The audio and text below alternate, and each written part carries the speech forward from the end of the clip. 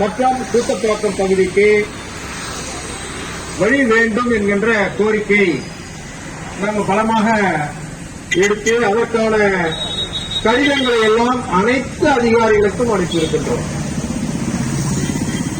Registered போஸ்ட்ல அனைத்து அதிகாரிகளுக்கும் அனுப்பிக்கின்றோம்.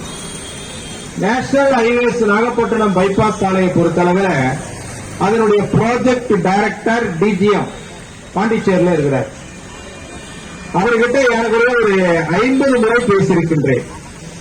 மிஸ்டர் சக்திவேலன் பேரு. அதே மாதிரி ஏடி பாலசுப்ரமணியன் கிட்டையும் பேசியிருக்கேன். கடிதம் மூலமா என்ன சொல்றாங்கன்னு சொன்னா, அங்க வழி ஏற்படுத்துவதற்கான வாய்ப்புகள் இல்லை. மேலும் நீங்க வழி வேணும்னு முன்னாடியே சொல்லியிருந்தா நாங்க ஏதாவது கன்சிடர் பண்ணிருப்போம் அப்படின்றாங்க.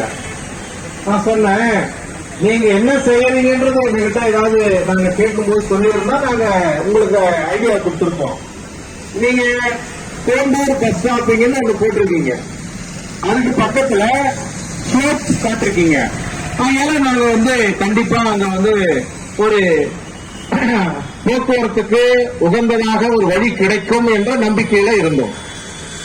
நீங்க திடீர்னு எல்லாத்தையும் க்ளோஸ் பண்ணிட்டு போக்குவரத்துக்கு போகவே முடியாது, சாவடி அந்த செக் போஸ்ட் ஸ்டாண்டுக்கு போங்க, இல்லைன்னா வேற லாங் டிஸ்டன்ஸுக்கு போங்கன்னு நீங்க சொல்றது, ஊர் பேரு கூட என்ன சொல்றான், நாட்டா போட்டு அப்படின்றான், ஏதோ இங்கிலீஷ்காரன் பேசுற மாதிரி. அந்த மாதிரிதான் அந்த பேரெல்லாம் சொல்லி இருக்கிறாங்க.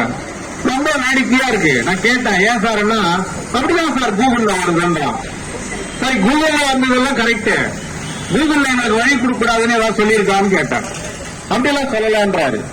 இங்க இருக்கிறதுல அதிகமான பாப்புலேஷன் இருக்கிறது கோண்டூர்ல இருக்கிற மக்கள் சக்தி தான். இந்த நெல்லிக்குப்போ சாலையில் இருக்கிற அந்த பைபாஸ் சாலையில இடம் கொடுக்கறன்னா எப்படி அவங்க போயிட்டு வருவாங்க?